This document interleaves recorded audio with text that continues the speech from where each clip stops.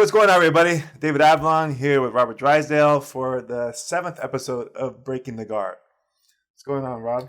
Not much. Same old Dave. Lots of work, lots of teaching, lots of traveling, living the life. Yeah, you were just in Chicago. Right? I was in Chicago. We just got back. Taught two seminars out there with Dan Hart and Comprito. Nice. Dan trains with me out here in Vegas, and he's got a school in Chicago, but he comes to Vegas all the time, so he trains with me. And Comprito's like a old friend of mine, old training partner. We go way back. It's nice to see him. Oh, we saw. I think mutual friend Ron Jarman was there too, right? Yes, Ron was there. That's right. Ron was there. Costa Rica, Ron. That guy. Smartest guy in jiu-jitsu. He's got it all figured out. Very cool. Well, I know we wanted to take some time today to talk about the UFC that just passed, in particular with Khabib Nurmagomedov. Got that pronounced right? That was really good, man. I think no, it's not Khabib though. We say it's like Khabib. The KH is like they're like a French R, Yeah. But the surname, man, you killed it. I'm like Nurmagomedov. Nurmagomedov. Yeah. And then Dustin Poirier. Spoiler if you haven't seen it, it's coming in 3, 2, 1. Khabib won again. Rear naked choke or short choke, I think, right? Yeah. It was a short choke. Third round, and once again another dominant victory where he just pretty much had his way. And this is gonna be, I mean, if you've been listening to our podcast for a while, if you like listen to me commentating, I say this a lot, but I'm such a big fan of wrestling for fighting in general. Not just grappling. I think that's like the key decisive factor in so many grappling matches these days. There's this hyper focus on these things. And to me, like, if you have a really dominant wrestling game and a solid back attack, those are the two most important things. I think for MMA, even for ADCC, good. I mean, if I had to pick two skill sets to be incredible at, I'd be like takedowns and back attack. Everything else, I feel you can go without. Not that they're not important, but like guys like Khabib, they keep. I think they reinforce that because he's got that. It's a style that was to some extent almost like dead in MMA. Yeah. And he brought it back, and we're gonna have some theories why it died out, and then maybe you can jump in and give your positions. But I think that it has to do with the fact that you either had these BJJ guys who sucked at wrestling, or you had these wrestlers who sucked on the ground. Yeah. And when I mean sucked, okay, you can hold top position, close guard, doing this right here, like some bullshit punches, but that's not very efficient in ground game. Like, the very few of them were actually looking to pass and finish. So you either have one or the other, and rarely do you have guys that actually do both.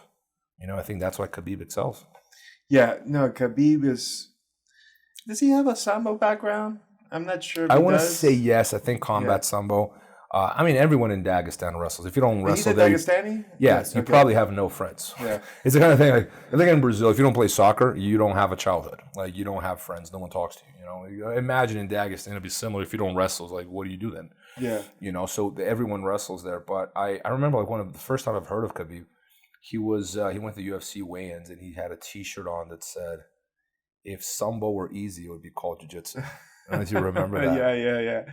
That went viral. Provocative. Yeah. But I mean, he's making it work, and like you said, he's got a good mix of ground skills. Ironically, he went with chokes, and chokes are illegal in Sambo. But I didn't know that. Yeah, that's choking. That's fine. No, I think they had a clip of him tapping out Leo Vera with that Darce choke in training. Yeah. And they were making a big deal of that too. Like, he's obviously very good on the ground, and Leo's like 40 plus now. It's not. It's not the same. It's not competition. Training is training. Yeah. Like, they're very different things. But like, no doubt, he's a very skilled grappler. Yeah, and I kind of like this because it's been trending for a while, at least in MMA, where it's the striker wrestler prototype, right? Where essentially you're just striking the whole time. Yeah. And you're using your wrestling just to negate the ground. Or to stay on top and do nothing, like. And now we're seeing Khabib, at least in the lightweight era, he's bringing back just a pure grappling game plan, using just enough striking to make you keep your hands up to set up his takedowns. And you see the guys, and I've always said this, like a lot of my BJJ friends, they don't like it when I say this, because there's always been this, like, if you go way back in the history of MMA, there's always been this rivalry between BJJ and wrestling. Now, less so. But when I started training, like, Mark Coleman versus BJJ, like, remember those the Hammer House guys versus like the guys from Carlson Gracie. There's a huge rivalry there, right? And I'm more like, I'm not one to pick teams. I'm more one to go like, what is actually happening? Right? What is happening here? And I think that wrestling is such a solid foundation for fighting. Not only, I mean, there's a number of factors that go into play here. I think I've mentioned this in previous podcasts, but one of them is the fact that there's a selection process that goes on in middle school and high school in the United States, and then in college. You end up with the best athletes. Yeah. That selection process does not occur in BJJ the same way because it's all privately funded. So, I mean, if you're able to pay and you can stay in the gym long enough, you get good, but you don't always necessarily end up with the best athletes. On top of that, wrestling is a sport that is hundreds of years old. Yeah. BJJ is a very new sport in comparison. So methodology of training is like it's still catching up, right? But like when it comes to like MMA rules, like the way the judges score it, if you're on top, it doesn't really matter if you're actually doing much. The simple fact that you're on top, you're winning. Generally speaking, the guy on top is winning the fight. But that's such an enormous advantage because I know Joe Rogan has said this a million times, but you get to dictate where the fight takes place if you're the dominant wrestler. And that is such an important component of fighting because if your opponent sucks at striking, you can keep it up. And if he sucks on the ground, you can take him down. Exactly. So wrestling is like the bridge. It allows you to it by itself, it doesn't really do that much with the exception of getting a slam TKO, which is rare. Yeah. It does happen, but it's rare. Yeah. But for the most part, it connects to another art, right? Yeah. So essentially your wrestling bridge is with your striking to keep you on your feet or with your grappling to take you to the ground. So like the early UFCs, we saw wrestlers using ground and pound, and it wasn't really a clean ground and pound either, but it was just, that's all they had. But now, like you're saying, we got Khabib, who's got the wrestling, and he's got the groundwork. Yeah. So he's got two solid game plans and just enough striking to keep himself safe on the feet. Yeah. Get him to the ground. And I think the current rules for MMA, at least in the US, favor what you were talking about, which is the takedown back attack. Yeah, style, right? Kind of like in the ADCC, how like we talked about that, where whenever they turtle, it's no points, so you're gonna find people turtling a lot, and you have a lot of back attacks as a consequence. Yeah, and the UFC is kind of similar in the sense that there's no when someone's turtled, you can't do soccer kicks, So and you can't hit the back of the head, so it's made to be a safer spot than being mounted. Yes, right. And only that, people want to stand up. Yes. Desperately, like, and I call it the knucklehead MMA coaches.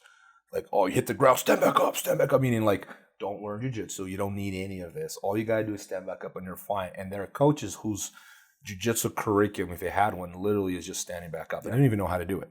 Like I remember when I was training MMA, when they try to stand back up, I'm like, oh, thank you, because that's when they're giving me the back. Yeah. Like Damian Maia made a career out of this. Like if you look at the guys that Damian actually played guard with them, they did better than the guys who were trying to stand back up, because those guys were getting their backs taken. Because like if you know how to take the back and your opponent does not know how to stand back up, which most of them don't, they give the back a lot. So for a grappler, it's like, oh, thank you so much. I think that's one reason why Khabib excels, because he does that. He catches people on the fence on the back because they're trying to stand back up and they don't know. I mean, I'm hesitant to say don't know how to do it, but like they're not doing it as efficiently as they could, is what I'm saying. There's a better way of standing back up without exposing the back. And that's where a lot of these guys, because they have that sort of mentality where they go stand back up at any cost, almost like panicking stand back up, instead of going, how about you learn a little bit about the ground, learn how to defend yourself, learn how to attack off your back, and then standing back up is going to be a lot easier and safer.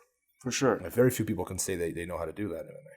No, I've worked with a lot of people from all over the place, MMA gyms, and the groundwork is always disappointing to me. And I'm not talking about like regular people. I'm talking about UFC athletes, people fighting Bellator, and I see the groundwork. I'm like, it would be to me like a football player that doesn't know all the rules.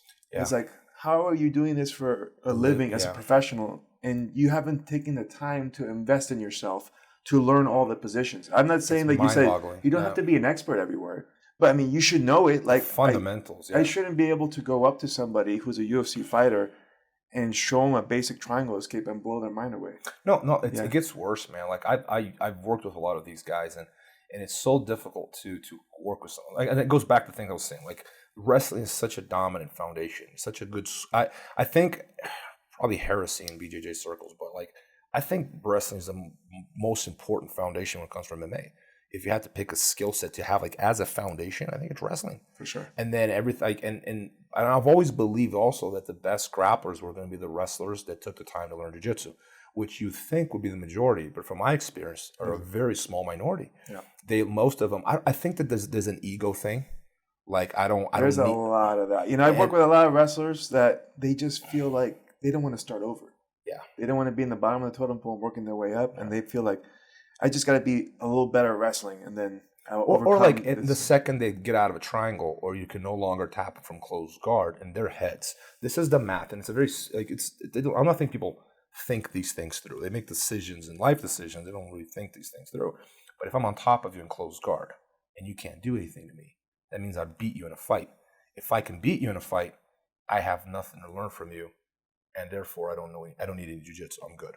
Yeah. If I can, it's kind of like the math in their head. Like I can get out of a triangle, or I'm not getting caught in a triangle. I'm good to go. I am ready for the UFC. Let me explain something to you. Just because you're getting out of a triangle, it doesn't say a thing about your jiu-jitsu skill set. It means nothing. You know, it means that you're not getting caught in triangles and you're hard to tap. Well, congratulations. There's a million other things that you could be learning how to do that you don't necessarily learn how to do. Khabib, going back to Khabib, he's one guy that actually put the time into assimilating aspects of submission wrestling. I'm not going to call it some jiu-jitsu, whatever, but submissions into his wrestling. You see other guys that have done that successful. I think Ben Askren is one example. He's someone that puts people away. There's an effort there, like, let's learn how to move forward. I've worked with a lot of wrestlers in MMA. A lot of them just don't want to learn anything. They maybe want to learn a Kimura or a guillotine or something like that, but it's hard to teach because there's resistance. And I think that what is behind that resistance, it's pride more than anything. It's, it's like, I don't need this. I'm just going to stand back up. You can't hold me down, therefore I can beat you in a fight. You can't teach me. And I keep saying this, like the wrestlers that learn how to submit, like, are the ones who excel. Yeah, most definitely. And the funny thing is they are obviously very complementary skills. But like you said, the ego gets in the way, especially if you're a really good wrestler. It tends to come with the ego. Yeah. And then it's hard for them to move around that.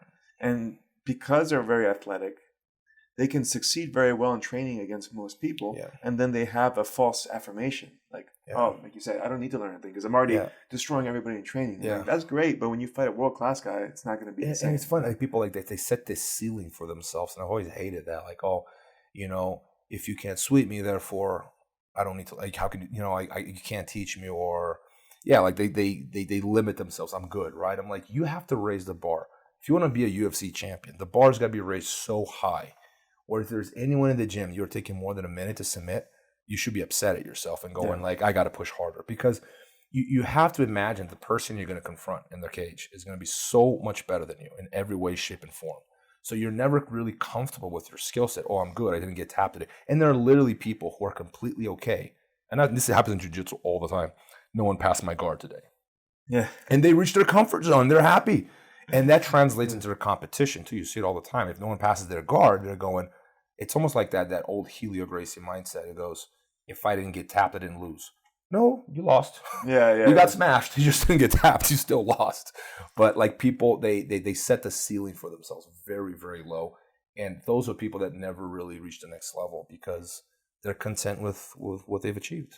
Yeah, and I think another aspect in the big picture is that when you compete, the idea is not to be better than everybody else, more so better than your last iteration of yourself, right?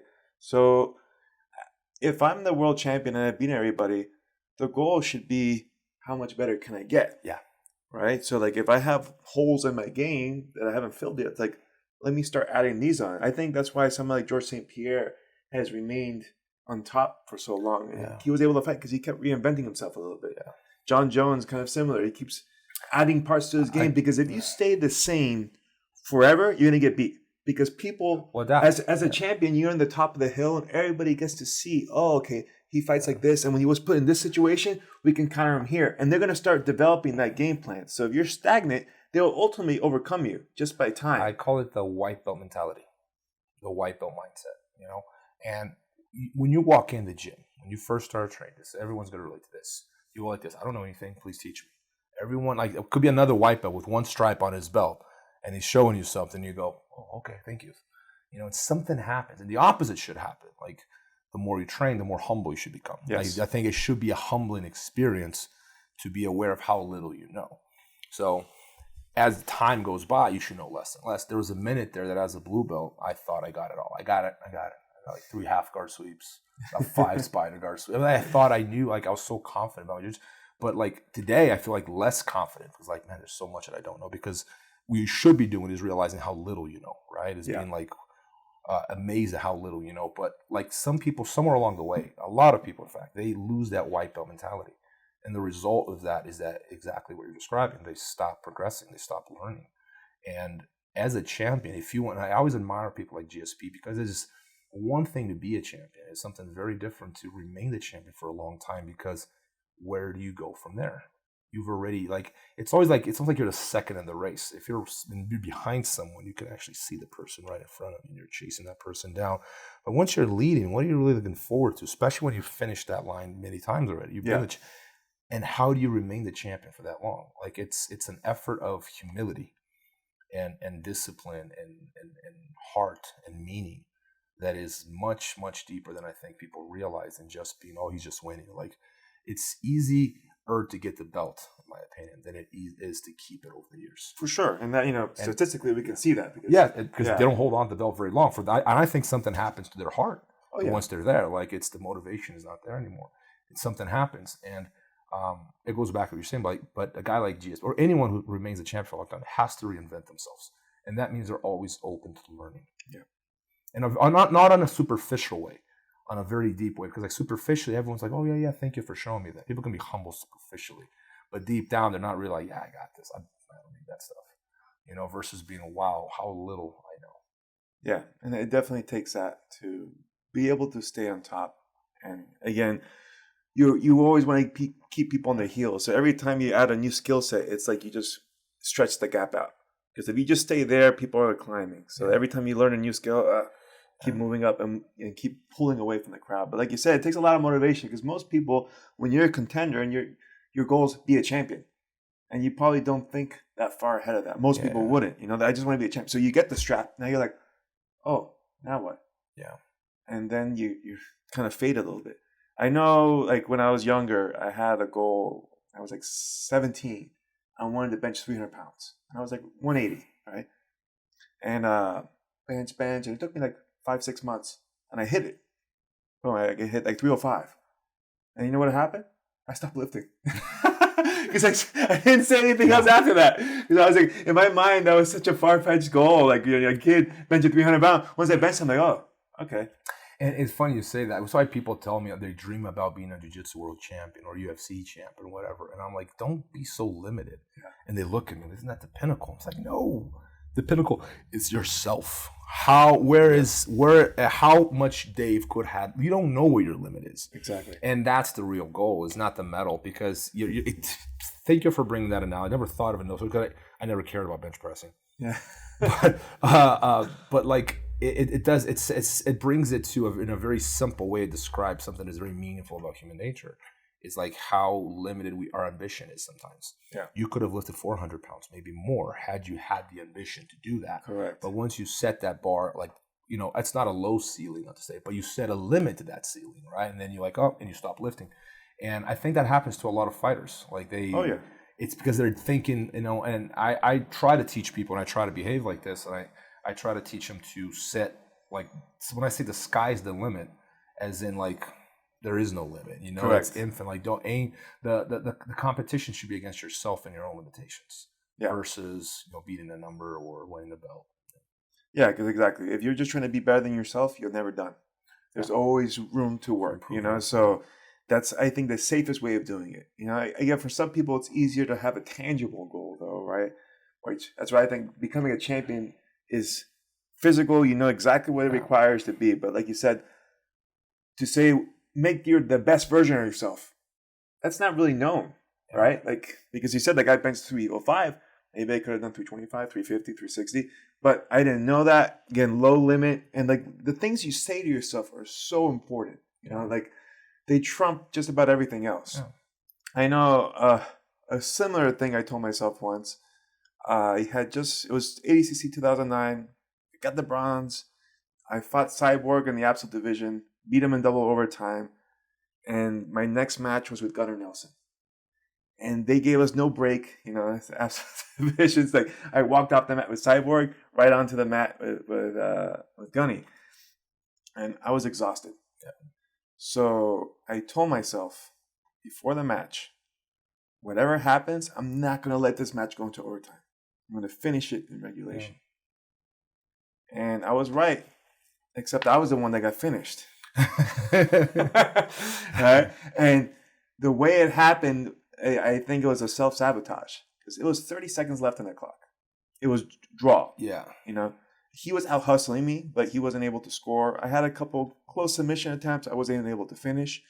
He shot a sprawl. I mean, he shot into me. I sprawled. And then I went for a very bad attempt at a Kimura. Like, I just went, and I just flopped right over to my back. And I forgot about the minus point. So my brother yells at me, minus point. So I turtled, but it was such a slow turtling. They give it to. Well, no, he didn't get the points, but he got my back immediately. And he sunk a rear naked choke instantaneously. So well, you were probably exhausted at that point, too. But, like, I went so hard to try to finish without being cautious, you know, because I had put this condition on myself. The match has to finish. I should have specified that I have to win. Yeah. Not that the match just doesn't go into overtime, that I win the match, you know. So, I always tell people that, like, you got to be careful what you tell yourself because your mind takes instructions I call literally. It programming. That's what I call myself. The conversations I have with myself, they're programming because they set the narrative of how you see yourself and how you see the world.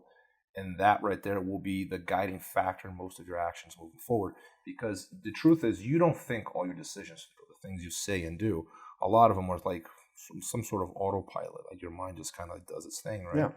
Or like when you're thinking of the thoughts, like how you see yourself on the mat and how you see yourself behave in front of people and how you see the world, these thoughts they're really programming your behavior for the future. So, like, it's kind of cliche to say this, but, like, you have to really guard your thoughts. Of course. Like, what the things you're saying, the thinking, that's who you are. Like, that's who you become. You know, and I had a student of mine, I might have told you this story already. Forgive me if I'm repeating myself, but I had a student of mine in Brazil. He was very good in the gym. Like, he'd go toe-to-toe with, like, the best of people in the gym. Like, he'd toe-to-toe with, like, me and Lucas Leite, the best guys in the gym back in the day. And when it came to competing, like, if he took third, it was like a miracle. Everyone was winning, but he was always, like, losing first, second fight. Like, if he took third, it was like, whoa, you know, it was like a big deal. And he just never really pulled it off, and I couldn't quite understand why. And one day I sat him down, and I go, what's happening, man? Like, because I was starting to become more aware of this, like, the thought process prior to matches, right? I was becoming more aware of it. And he goes, how do you see yourself? I ask him, how do you see yourself before competition? And he's going like, what do you mean? Like, well, what's going on? Like, when you imagine the fight, what's happening? And he goes, oh, you know, like, the guy takes me down and, like, passes my guard, and then he mounts me, and then I turtle, and then he gets my back and finishes me. Like, stop. Yes, you're the programmer, man. Like, you are you're writing code when you're thinking of jiu-jitsu. That's like that. Look at it from now on. Look at it that way. You are writing code. If the code you are writing is the code of you, like, not being able to stop a takedown, guess what's going to happen? When that autopilot is turned on, you know, you're going to be unable to stop that takedown. And so I have a thing I do, like, this is some advice, people, maybe you do the same. I always win in my head. I never allow myself to lose in my mind.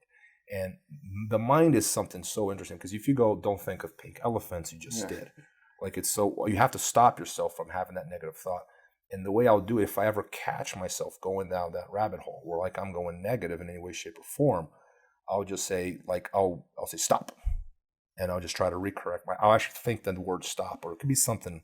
I have a friend of mine, Joey Varner, he says delete, and he'll just, like, try to redirect that thought into something. And I think that hard stop is something, I don't know, it works for me, because if I see myself, well, this guy's taking me down, I'll say stop, and then I'll just, like, go back to where I'm sprawling, getting his back and choking him out. And I think that a lot of people are losing. It has to do with how they're programming their minds prior to competition. For sure. You know, and this is something that I was fortunate I was able to learn early in my sporting career.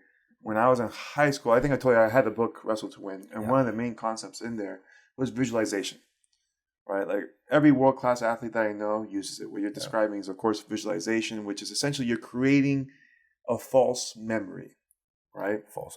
I like that. So the idea is, like, I always tell people, like, oh, you know, did you train yesterday? And they're like, yeah. How can you prove it? It's just a memory, right? Yeah. So what if we're able to construct a memory and just implant it? Yeah. You know, what would be the difference? Well, I mean, besides the physical aspect of moving around, mentally it would be the same. right? So that's the idea behind visualization, is to try to implant those memories like Matrix style, you know?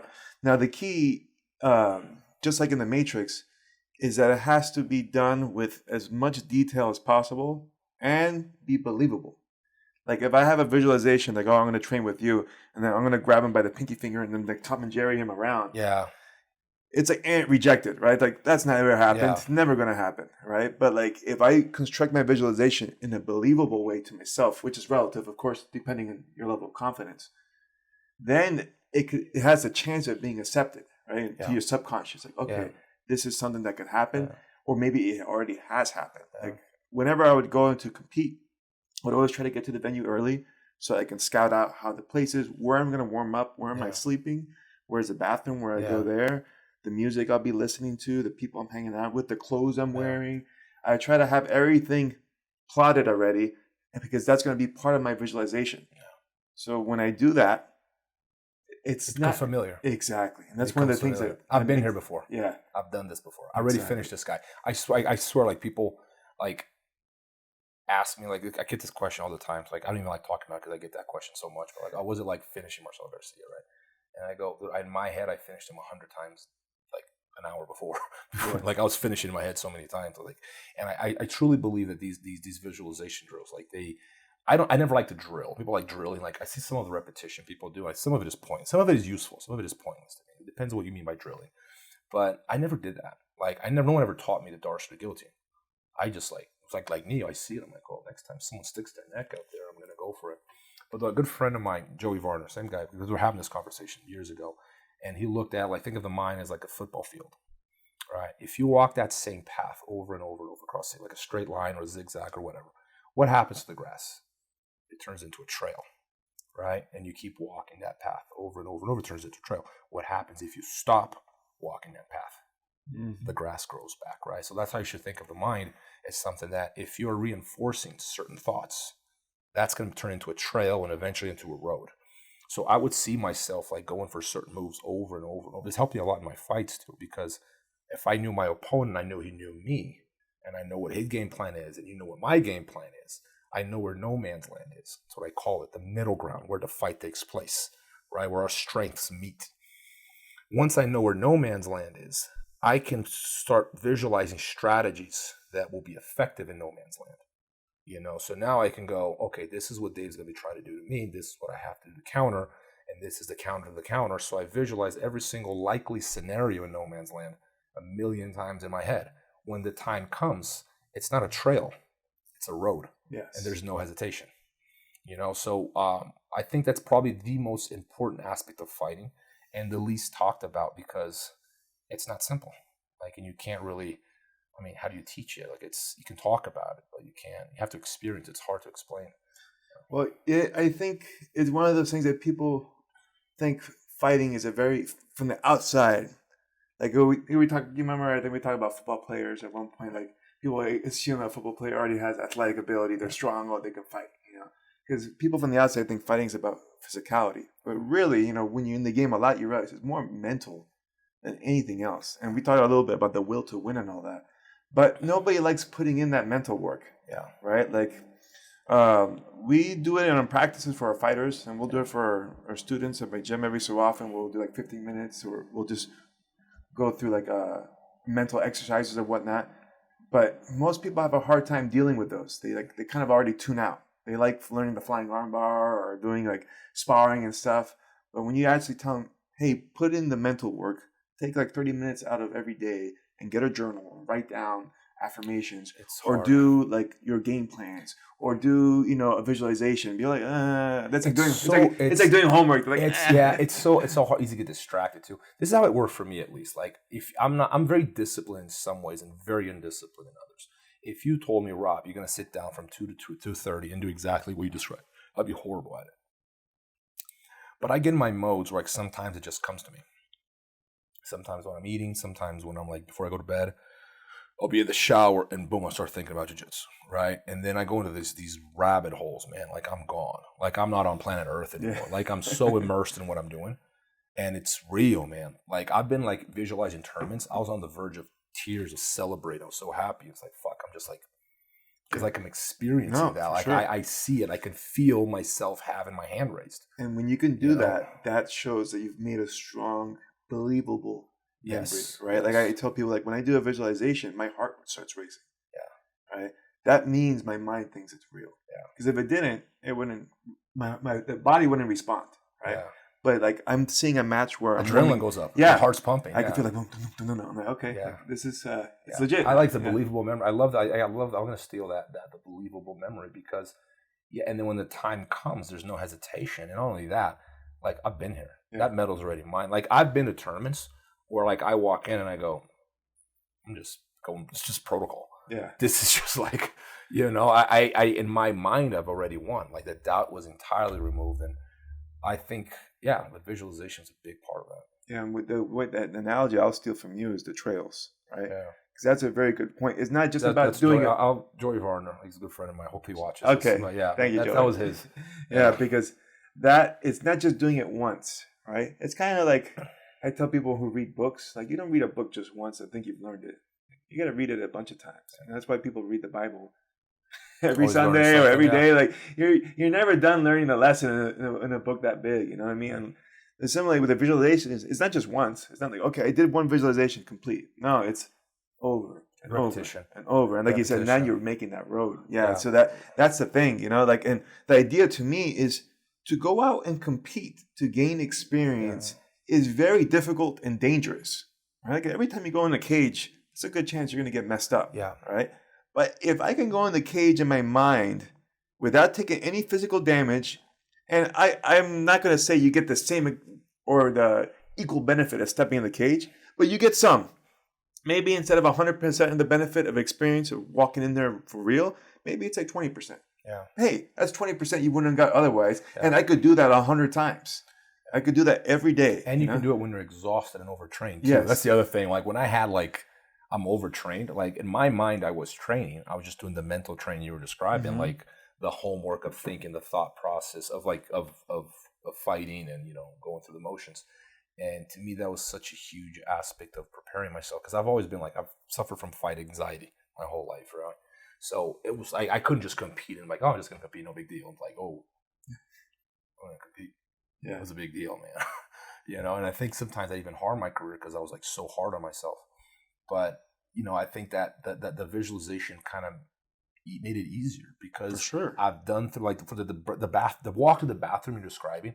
I'd literally visualize that because these are things you're going to be going through when you go to the tournament, the warming up, the weighing in. I'd visualize all this because what that would do is when the time comes, you're familiar with the situation. There's nothing new.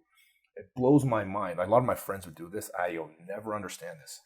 You walk up to them the day of the tournament, they go, I ask them, so who's in your bracket? They go, I didn't look. I have no idea. I'm like, what? To me, that's so brave and stupid at the same time. It's a combination of incredibly courageous and incredibly stupid. It's the equivalent of walking into a fight with your hands down kind of thing. It's what? You have no idea who you're going against? I would study my opponents as much information as I could get on them. I'd be terrified of stepping in there and not knowing what I'm up against. I know some people have different schools of thought. Some people I won't study video because I don't want to psych myself out. And then other people I'm going to study everything and I'm going to create a game plan specifically for this guy. I'm kind of leaning towards that side, but not so far in that I can't expect that the last version of you is going to be the one I'm going to fight. Yeah. Because if I only make a game plan based on that and you come out different, I'm screwed now. Because I prepare for something that is not there. But at the same time, not being aware of the dangers of something you're going to face is silly. There's no war in the history of man that the other side didn't have spies. Yeah, of course. You need the intel. You need to know what you're dealing with. That's as important as warfare itself as the intelligence. If you read the Art of War, it's all about spying. It's all intelligence. Yeah, absolutely. You need to know what's going on. Yeah. So to not look at the other side of the bracket and figure out what your possible matchups are, to me, it's being lazy. It is lazy. And I would say this, first of all, I never watch highlights. That's my advice. Never watch highlights because highlights are not real. Highlight is a highlight. It's edited. It is not real. Ignore highlights. Watch tape on your opponents, but I wouldn't do it too close to the competition. I'd do it maybe beginning of camp if MMA or jiu-jitsu, and then you kind of like, okay, watch it once and you have an idea of what's coming. Because you can't, I mean, you can study in detail. Some people do that, I respect it. But like what I would do is like, I'd do a little bit in the beginning and then, okay, this guy's got a really good spider guard. If he gets the lasso guard, I'm screwed. Or he's got really good foot locks, hide my feet the whole time. And the rest of preparation was like based off of my knowledge of where no man's land was going to be, right? But you're right. Like if you keep watching too much, you can turn, like an average fighter into a titan all of a sudden. Like I remember like some of the guys I watch a highlight. I shouldn't have, but like I've seen highlights like, whoa, this guy's such a monster. And then I watched the actual footage of him fighting. I'm like, huh. Yeah. Drastically different. You know what the perfect analogy is for people? Yeah. Movie trailer. Yeah. You've never seen a crappy movie trailer. They're all amazing. Like, oh my God, this is the best movie ever. Yeah. But you realize those are like all the best moments of the movie in 1 minute. Yeah. That's like 90 minutes long. And you're like, oh, it's not really that amazing. It was just this all the time clip, So yeah, highlights are the same way, Like you can't psych yourself out in only watching the amazing stuff he does. Like for me, I would usually watch any matches I could watch with a guy. Yeah.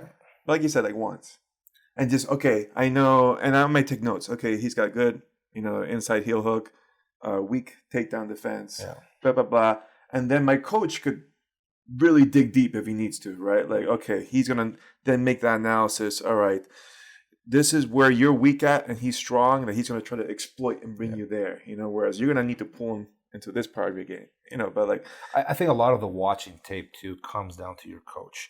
And that's different for BJJ and MMA. Before every BJJ practitioner out there starts thinking that his coach is supposed to stop his life. Yeah. Because I get that sometimes. I kid you not, man. Like, people like drop me like, hey, can you watch, like 50 fights of my 5-year-old son at Naga? I'm like, bro, I got a lot. I can't, and it's different because in MMA you have a guy who's a professional, should be paying you well. Most of them don't, but like they should be paying you well. Yeah. And it's, it's normal for you to put the time into them preparing for a professional fight in UFC, right? For sure. If you're a BJJ coach and you have 100 plus 200 students, it is not realistic for you to give them that kind of individual attention because you have so many A and B. We don't want to hear this, but like you're not paying that much. You're paying 100 plus. Like it's not real, dude. I'm not going to give you 50 hours a week when you're paying me $100 a month. It's just not realistic. Yeah. Get a private if you really want that kind of attention. But like your coach is the one that should be ideally, figuring out like the game plan for you and like at least communicating. Like I'm really invested in Max. Yeah. Probably bring him on the podcast sometime, like in his MMA career, because I really believe in the kid.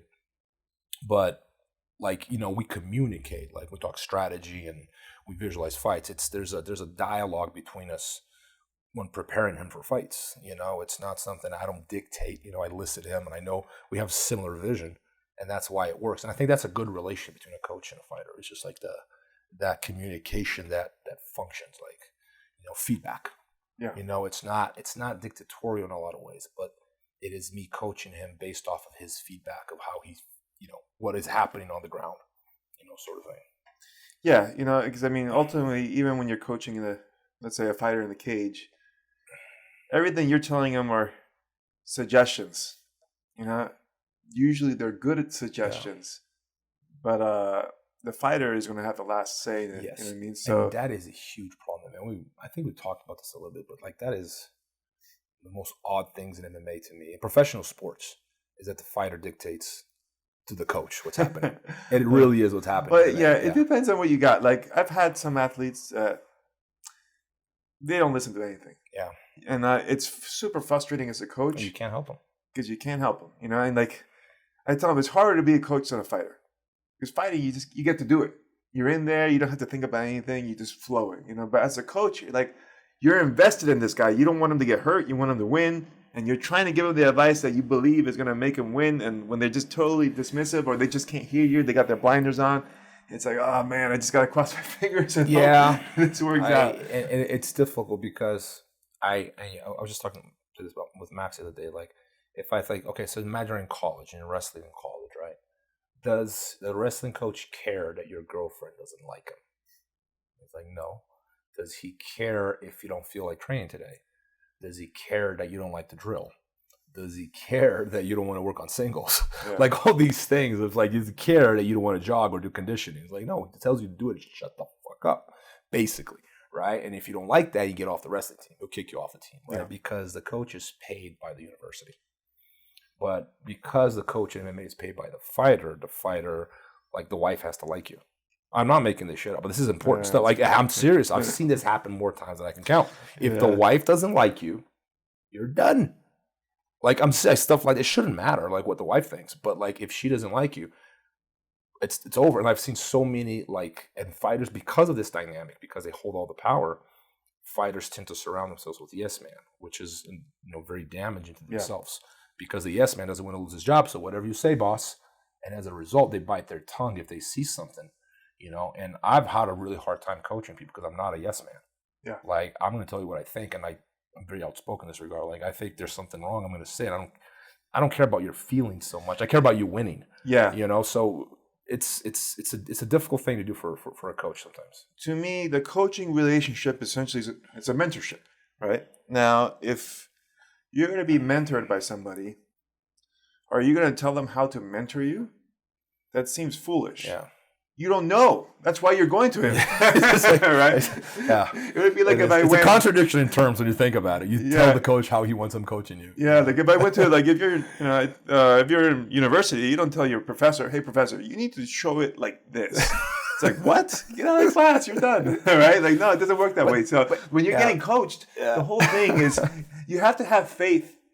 Like, if you don't believe in your coach, you're already with the wrong guy. You should find a new one. Find a new one, right? You should be with somebody that you believe it has your best interests and they know what they're talking about. So when they tell you something, like they say jump, you jump. That's the ideal relationship for their coach or for anybody who's mentoring you. As I've been in several mentorship relationships, mentee, mentor, and if I'm not doing everything that guy is telling me to do, they quickly tune out. Yeah. Because they're like, well, I'm not going to make much headway with you because you already think you know better than me. Why you're paying me to mentor? But here's the shitty thing about MMA, though, Dave. It's because a lot of these coaches are dependent on a salary. They can't afford to turn their backs. Yes. A wrestling coach in college can go F off. Yeah. If you're struggling coach in Las Vegas, Nevada, or wherever you coach, and the fighter tells you, I want you to hold pat like this, you got to go, because he's a customer, like he's paying for a service in reality. So you have to cater to the customer. So it is I don't think MMA fighters, professional fighters in general, realize how much they are hurting themselves. Correct. By allowing this dynamic to take place. And that's one reason I moved away. I'm just getting back into it, but like I come into MMA now as a coach with a very different mindset. I don't care if you like my training or not. If you don't, there's the door.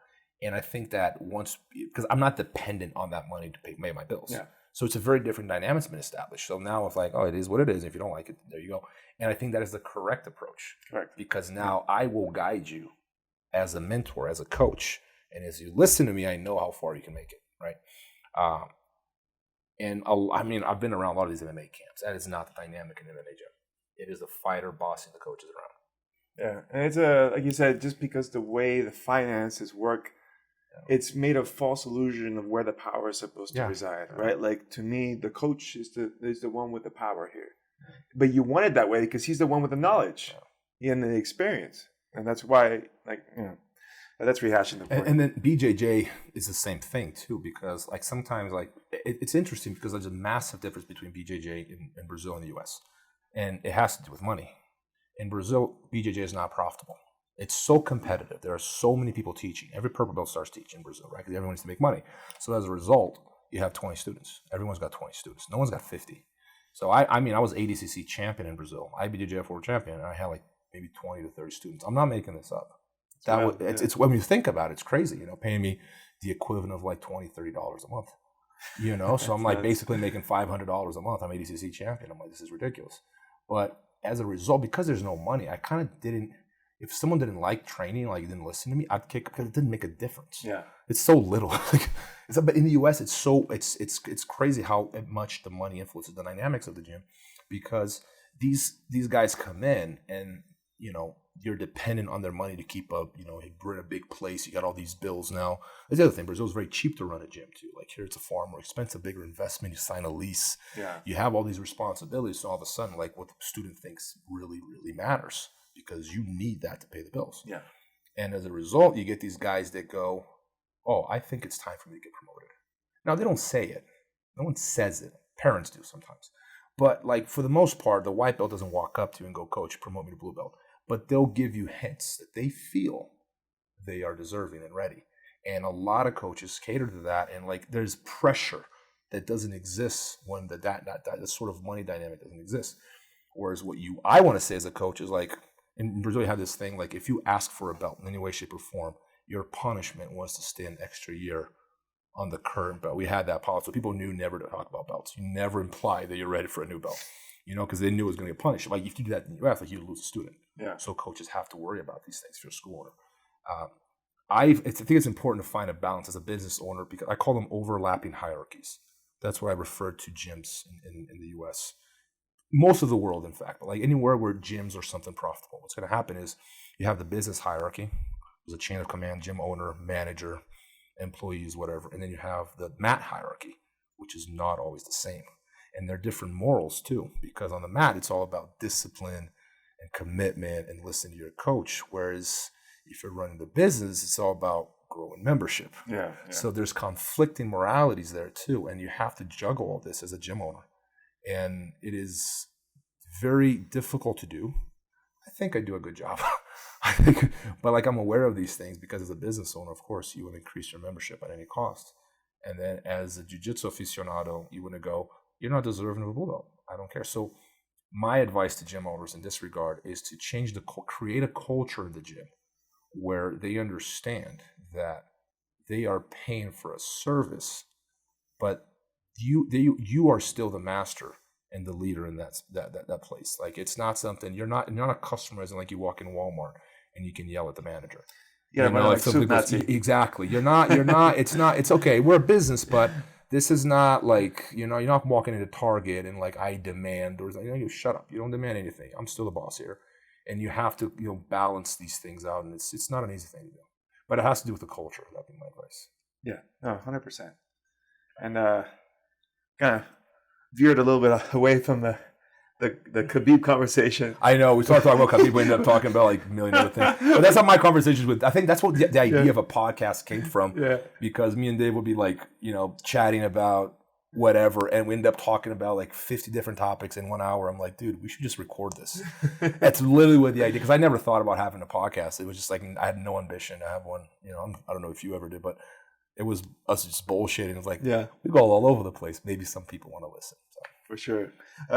But we'll move on back up to Khabib because I want to talk about the grappling game plan in particular because I think it's I've always said this. I always told my fighters, for me, the best place to be in a fight is on top. Right? I agree. Because it's a one-sided exchange, right? I think I've said this before, but we have two elite strikers and they're both fighting each other. They're both going to get hit. Even if one's way better than the other one, it's part of the striking game. It's an exchange. Whereas when you're on the ground and you're on top, it's a one-sided exchange. I'm throwing punches from top. You're not really doing any damage from the bottom, barring going for a submission hold or some sort. So, like for me, statistically, I want to be on top as much time as possible.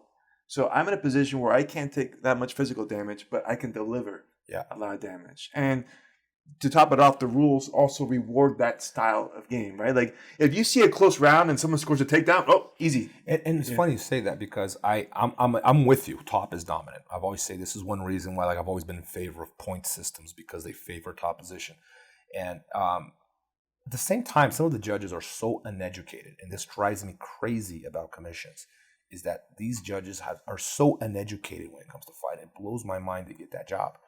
But there are times, it doesn't happen very often, where the guy on bottom is beating the crap out of the guy on top. Yes, it does. And then they nope, the guy on top. It's like, what damage was the criteria? And I actually heard a UFC, a commission judge say this. He taught a seminar at Extreme Couture years ago. I remember his name.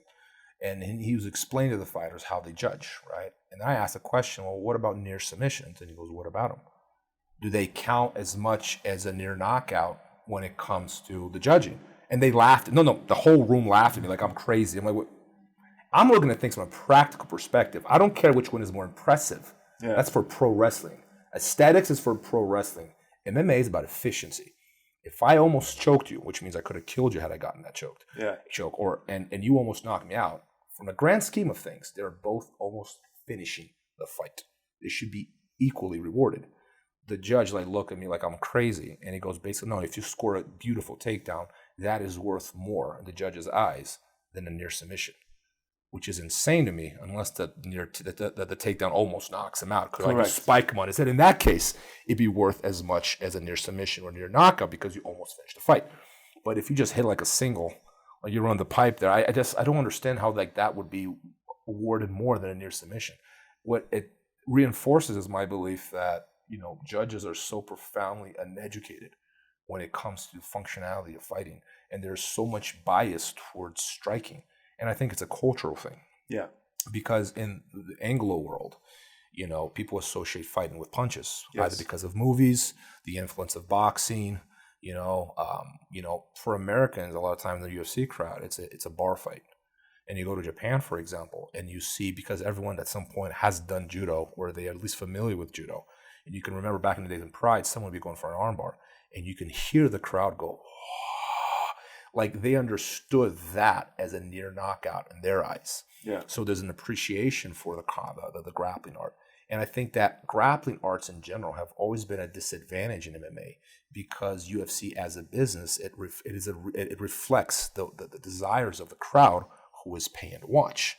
So a lot of the MMA rules are not based off the functionality of fighting. It is meant to be as real as it gets, but in reality, it is reflecting the desire of the American crowd or the Anglo world, the fans. And the fans want to see, it almost like overlaps with pro wrestling in a lot of ways, where aesthetics take precedence over functionality, right? Efficiency. And that's why I've always liked Japanese fans, because they're so much more understanding of grappling. And I think that a lot of the rules of, for example, Pride back in the day, if you're stalling on the ground, you get a yellow card. In the UFC, you get rewarded. The referee stands you back up. It's like a complete different understanding. Okay, if I'm stalling, I am punished. In the UFC, you're rewarded for stalling, which to me sounds crazy, but you see it all the time.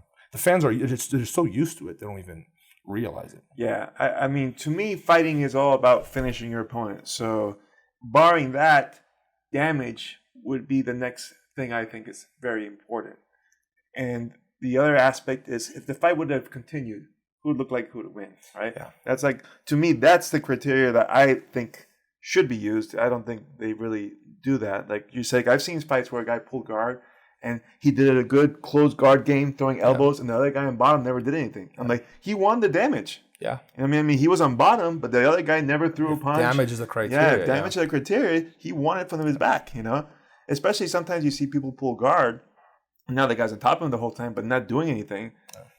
Bottom guy's winning this fight. He was being smart tactically, because maybe he knew he was going to be outstruck, and he was able to get the guy sucked into the ground and win the fight there. But like you said, the bias is very strong, and they just see someone on top and oh, he's winning this fight, because he's on top and the guy's on bottom. It's no, there's more to it than that. The takedowns are good, and I come from a wrestling background, but not all takedowns are equal. True. Especially in MMA, where sometimes you see people just fall over. Well, that happened in the street. He really wasn't hurt. You know what I mean? Yes. It was good. You did a technique that brought him to the mat, but should that be erase everything else that happened in the round? No, I don't think so. Now, like you said, sometimes there's big throws. Yeah. Okay, those count, like you said. And near submissions, I'm halfway in there. Some submissions I think should definitely count. If you see someone get cranked in the armbar and fully hyperextended and pulls out, for sure he did damage there. You know what I mean? Whereas sometimes a choke could look like it's in, but if you get out and nothing happens, to me kind of like a punch that missed. Yes, it would be the equivalent of someone lands a right hand, the guy does that right there with his head back, and that would be the equivalent of a Kimura that was never really there. Yeah. A near knockout to me is I drop you, and you barely recover. Right, the round ends. That would be in grappling would be the equivalent of you having rear naked and time is up, or the guy's fully extended. When I say near submission is you almost had the guy. Yeah. And for all practical purposes, you both almost ended the fight. Yeah. Whether one is more impressive than the other has to do, once again, with the desires of the crowd. And in my opinion, that shouldn't influence the rules. If MMA is meant to be the closest thing to reality, then we should exclude aesthetics and what the crowd wants and just stick to what is actually efficient for real combat, which is, not really I mean, as a business, UFC kind of cares about that. That's their whole Of course, platform. yeah. But let's be frank, the real important thing for them is ticket sales. Yeah, of course. Yeah. But again, this all favors a game plan right now that Khabib is able to. Back to Khabib. I'm sorry. Back to Khabib. I don't know if I think I do. Like, I think I'm the one who's always changing topics, man. I'm sorry. Like, I just go on these tangents. No, but they're relevant because it goes to what he's able to do, which he's scoring takedowns, looks good, and he's doing good ground control. Now, one of the things I noticed, he doesn't often throw both hooks in a lot of times. I've talked about this before too. Like, he'll put one hook in and then control the hip, control the ankle, and ride. And it's kind of reminiscent to me of some other guys, like Askren will do these type of rides where they use Merkle hooks or they just use like single leg rides.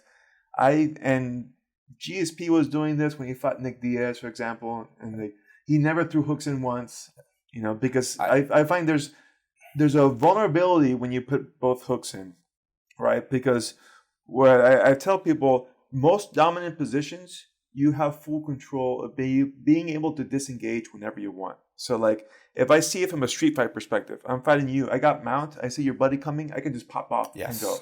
If I have back mount with both hooks and you're on top of me, I'm trying to choke you. You don't have that option. Your buddy comes, I'm screwed. Yeah. I'm going to get soccer kicked, right? So, like, that's the one drawback to me on the back. But the other thing is that your weight's on me. Yeah. So, technically, if you're a really big guy, I'm eating the damage of your weight. So when you're able to ride like wrestlers do, they generally never have the guy on top of them. Yeah. They're riding from the top, maybe one leg hook or just controlling the hips, wrist control.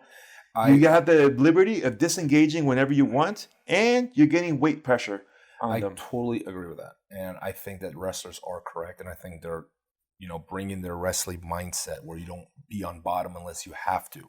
You're going to go for a guillotine or a kill. Sometimes you may have their naked choking up on your back, but like you shouldn't be on your back unless you have to. And I think Khabib brings this mindset, and I'm with it. Even like when I didn't start with wrestling, I actually never wrestle. I got my whatever wrestling I know I got from MMA. I had that mind. I started leaning towards that mindset because I'm thinking you have to start thinking how the judges think. If I end up this round on bottom, it doesn't matter. He just got out of a naked choke. I'm still in the round on bottom. I'm going to lose this fight. I got to stay on top. And once you start looking for top position, you realize that having two hooks in is not always advantageous. In fact, a lot of times, I don't know what you call it in wrestling, but like I have one foot on the ground and I have what I call an anchor on the far ankle. Sometimes I grab my own ankle and I just like, I'd find positions to keep at least one foot on the ground at all times for exactly the reasons you're describing. You get to dominate top position, not fall bottom if you don't have to. And then you open up for punches and you end up with this sort of control off the cage a lot of times, like similar to what Khabib does. And you don't necessarily compromise your dominant position in case something goes wrong. Whereas BJJ, as a self-defense art and, applying to MMA, a lot of times it is reckless because it goes all submission. Like, no, calm down, man. Yeah. Calm down. I'm all for the submission too, but like, being on top in a fight is important. Yes. Like you would be losing a fight if you just like end up down bottom. And I teach my guys this, like you don't go, if you do, for example, go for a submission at the end of the round, which is something everyone teaches. Yeah. Make sure that you end the round with the submission. So let him get out of the submission and let this guy end up in a dominant spot because the judges are so stupid that they're going to see what? They're going to see that the guy ended the round on top, even though he just barely got out of submission. They're not going to reward you for almost finishing. They're going to reward the guy for escaping and just happening to finishing on top, finishing the round on top. Correct. Yeah, like one of my guys, Jason, just defended his Titan FC title. He's a good rear naked choke guy. The guy he was fighting was defending his back really well.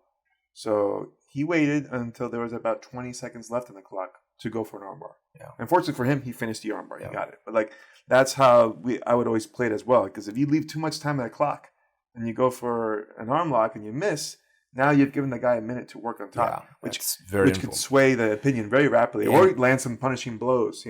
I've done this once in wrestling. I made a big tactical error where I was wrestling this 3-time state champion, Ralph Everett. And it was a 1-0 match. I was down by 1 point. We were both on our feet. I was trying to score a takedown. And I thought I heard 10 seconds. I went, Hail Mary. I tried to do a lateral drop. Yeah. And then I missed. And I was on my back and I was doing my neck bridge. I'm like, oh, well, time's almost up. And then I heard 40 seconds. I was like, what the hell? I have 4. Oh no! Oh crap! Now you can't get pinned. I'm like, they're trying to turn out. Like, dude, I totally blew it. You know what I mean? Like, I left too much time on the clock. You know, so having that awareness again, that's when a coach is helpful when they can tell you, hey, you know, the time is, you know, like it does, you know, because once again, going back to combat, time is not realistic because in real combat, you don't know if the fight's going to take 20 seconds or 5 minutes or an hour. Yeah. Reality of real fighting to me tells me that like street fights are very short. Yeah. 30 seconds. Super short. Like everyone goes, oh, no time limit is real. Like, no, it's not. I've never seen a fight that was like no time limit. Someone's going to come in and stop, or someone's going to get knocked out or something. There's no way it's going to go on for an hour. There's also always a boundary.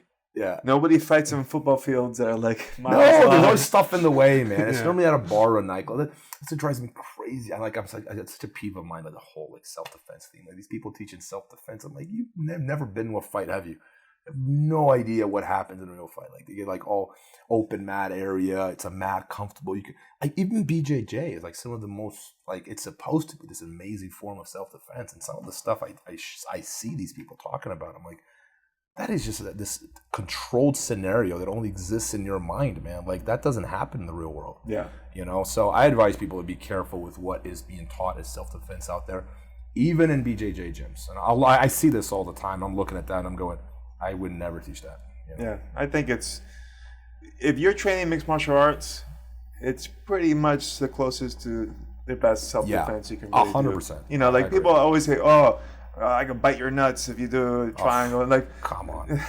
First of all, you can't because your head's over the groin. Yeah. Right? But do you really want to do that? Is the question. What are these thoughts, man? Like, but the first thing you think about is biting someone's nuts. No, people are like, oh, you know, you do an arm bar, I'm gonna bite your calf or whatever. You know, it's like the moment you put your energy in that, your arm's gonna get snapped.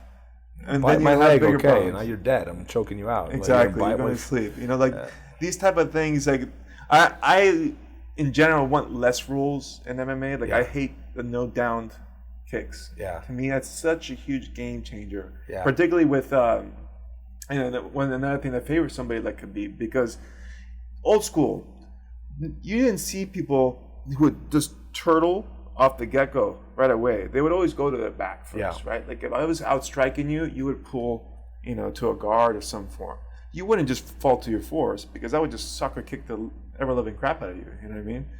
I remember the fight with Brad Kohler. He got sucker kicked by Babalu. Yeah. Just knocked his head off. So like it was very rare where people would just stay on their fours. People would roll to their fours and then move around.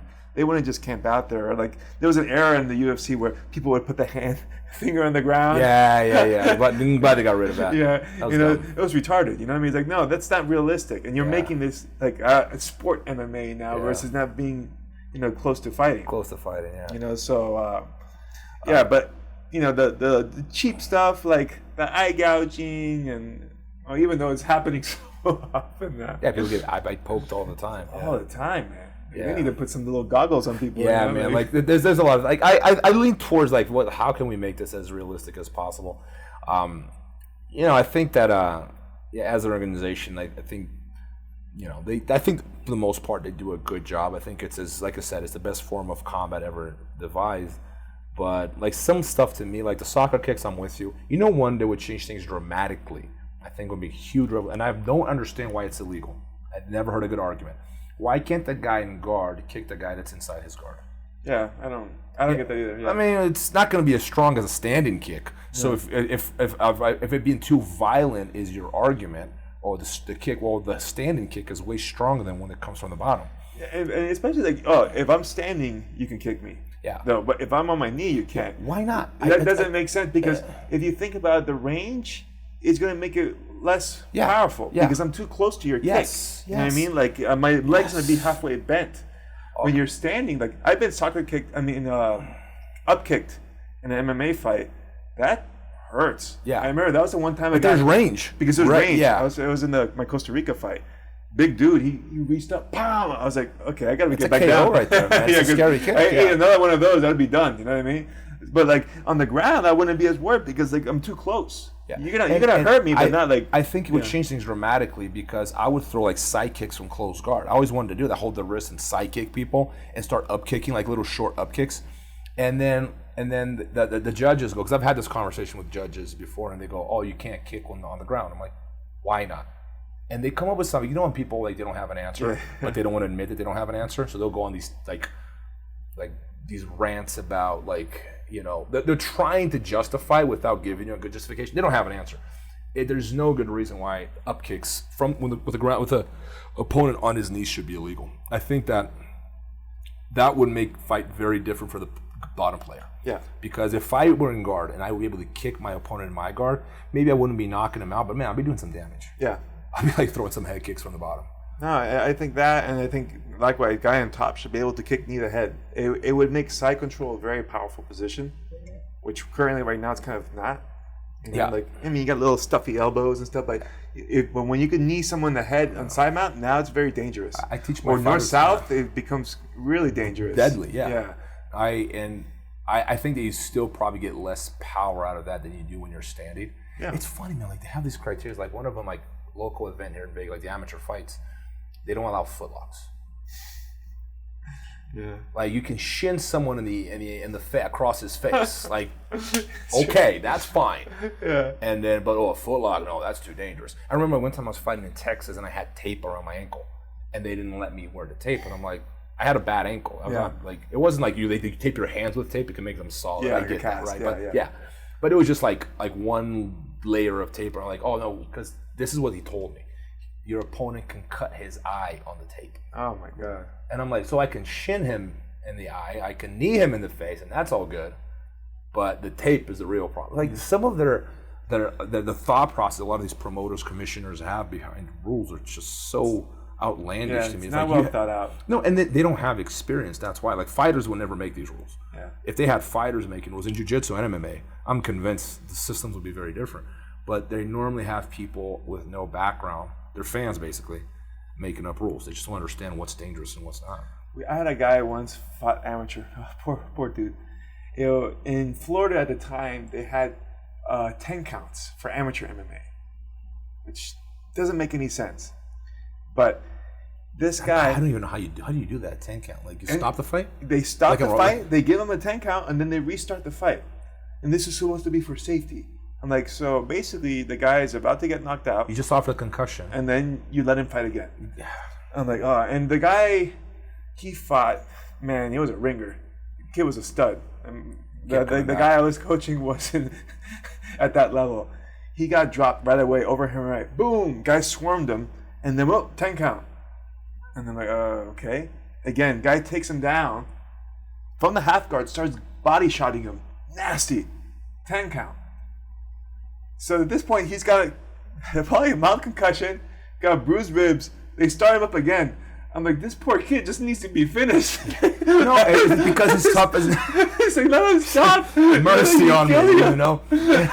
It's so true, man. Because, and once again, it's look at their arguments. They don't even think this through. They go, it's for their safety. I'm like, you realize what's happening here. You're getting this guy's like half dead. Yeah. He just happens to stand back up. This is tough, you know. But like, man, like he wants out. Like, please give him way out. Give him a way out, you know. Oh man, like I say this all the time, and like the people who make rules just don't understand. For the most part, they don't understand fighting. It blows my mind. But yeah. Dave, one final. I think we're running just over past an hour now. I want to pick your brain. One more thing. So, what do you think? Okay, so we have a Khabib. We kind of saw like that. Just going back to that, like I want to talk about that grappling in MMA, right? Because it was for a minute there, all grappling is dead in MMA, or BJJ is dead in MMA. Like I thought that was a stupid thing to say. I see a submission every UFC, and even if you say, "Oh, it's not BJJ," well, it's it's the same style. I look at submission, grappling, jiu-jitsu, sambo. It's all the same shit, really, man. There's like different rules, but it's basically grab the guy and put him away. We're doing joint locks and submission holds. There are way too many similarities for you to go like, oh, they're completely different. No, they're not. It's just because people focus on the differences, not on the similarities, right? Yeah. But we've seen a comeback with guys like even like Damian Maia. I feel like he crossed that bridge because his wrestling got so good.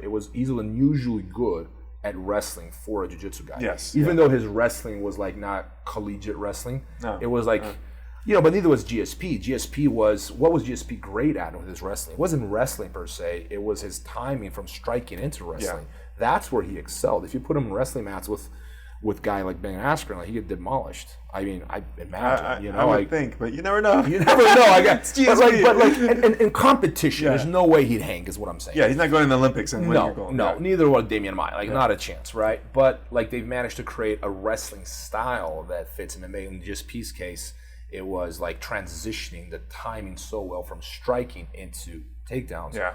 And in Damian's case, like, he just like the goofiest stuff that's not supposed to work, like as in like pulling half guard and coming back up to a single. Yeah. And he's done it to me. Like, he's mastered that to the point where I think people underestimate like how strong that half guard is to come back up. Yeah. And he actually got that from Lucas Leite. Lucas Leite, like the half guard. That's where he came from.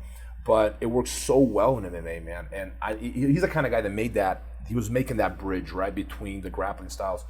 And I think Khabib is main reason why he's so dominant is because he has made that transition into striking with wrestling with very dominant ground, not BS ground. Yeah. Like the old school ground and pound, inside closed guard, doing this right. Nothing's happening. Everyone's like, oh, he's killing him. Like, nothing's happening. Like, I don't think closed guard is that great of a ground and pound position, personally. I think it's very overrated. Like, half the time you have your head down, you're doing this right here. The only KOs you see from close guard was the guy on bottom is already rocked. He got rocked on his feet, and then they got finished on the ground. But KOs that started in close guard, I very rarely see them. It's rare because, I mean, one, it's hard to get the same type of power you can from your feet. Yeah. You know what I mean? You just don't have it there. But like anything, if you hit someone enough, you will put them out. It's like shaken baby syndrome. You know, like if I just keep hitting you with little shots, I'll eventually put you away. You know? So, like, for the most part, you usually have a hard time getting that type of knockout power from a closed guard, especially when the guy can pull you in whenever he wants, and they have hands, so they can block interrupt punches. You end up with, like, these, like, little I'm scoring points kind of punches. They're not really doing any damage. Like, even in training, like, sometimes I put small gloves on and have these guys, all right, hit me. Like, they never got hit hard from inside closed guard. I'm always, like, blocking, catching. And plus, when the threat from attacking from the bottom is there, then these guys are, like, far more hesitant about what they do. So, like, I think it's very overrated. But guys like Khabib, what they do is he moves forward.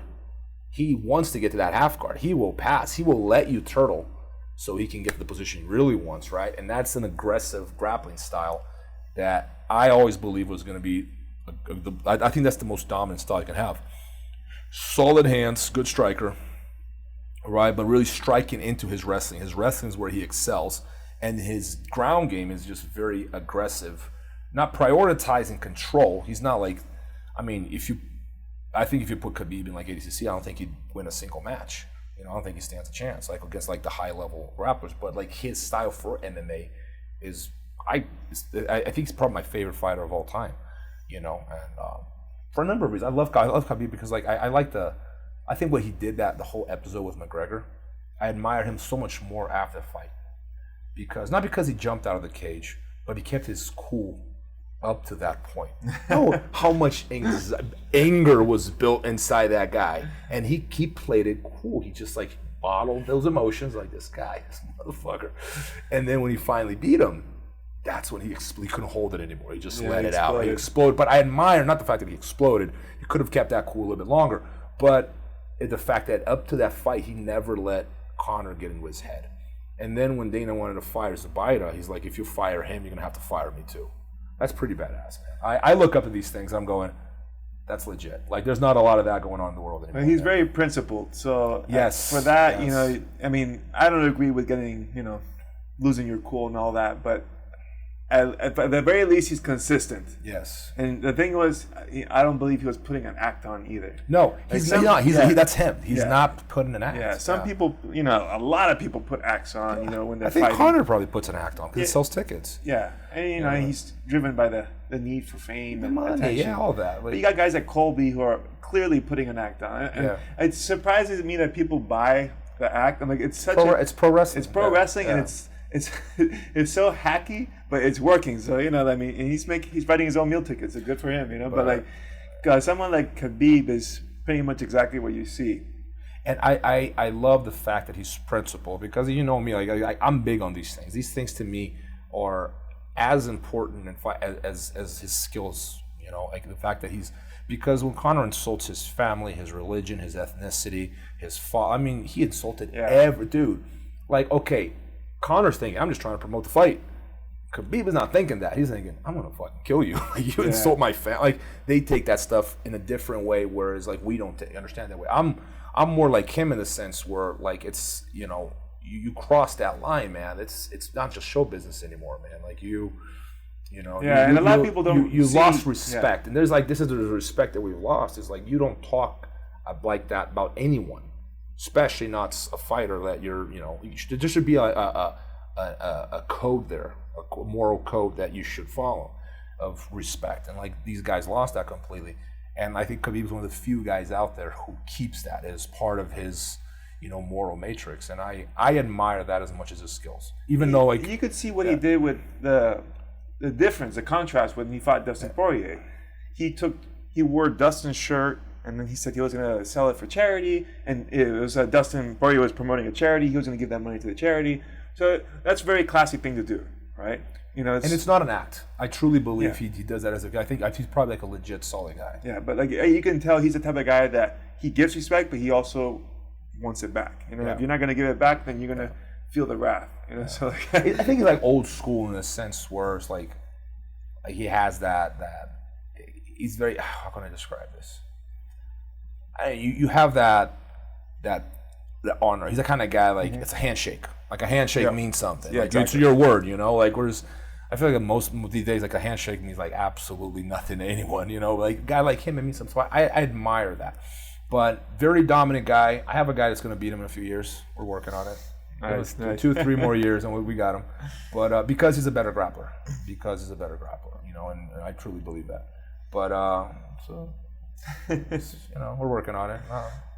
No, but yeah, I think that type of game, like, you know, whenever people think, oh, something's dead, I'm like, that's when it's going to start coming back, right? It's like this old saying, like, when your barber starts giving you stock tips, you already know the ship sailed. Yeah, right? yeah. It's like, that was Dave giving me advice on Bitcoin, by the way. Dude, I'm the worst, man. I should never invest in anything. I'm the worst in the world. But like Dave is like, they talk about Bitcoin, I should probably buy some. Like, I'll buy with like $18,000 and it crashes the next day. It's like story of my life. Yeah, a bit late at that party. Yeah, that's why you gotta be careful. But like when people are saying, "Oh, grappling is gone," right now, like it's gonna be striking back. Like no, it's gonna come back. It's like everything. There's pendulums. It swings one way, it comes back the other way. Like everybody. I agree. Like I think we were talking the other day. Like Keenan was saying, "Oh, the no-gi game is imploding," essentially implying that the set of techniques are being reduced to just a few. You know, like no, leg locks and wrestling. I think it's just a sway. Like right now, the leg lock offense is ahead of the defense, right? So like people are catching a lot of people, but eventually defense is gonna step up and kind of negate the leg locks, and then it's gonna become something else. It is such a pendulum because, like for example, like passing on your knees, which is something I don't know how to do. That's how old school it is. Because I'm considered old school. I'm like 38, and I don't know how to pass on my knees. Because when I started training, people weren't doing that anymore. Yeah. But it's making a comeback because, like, it's the leg lock games get shut off a lot. It's hard to get underneath people. And that's single X. If people want something on your knees, it's hard to get underneath people.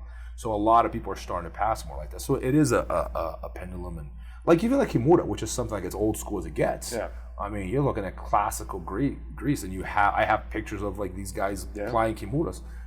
But it's made a comeback in a lot of ways because people were not exploring how much they could do with that Kimura, right?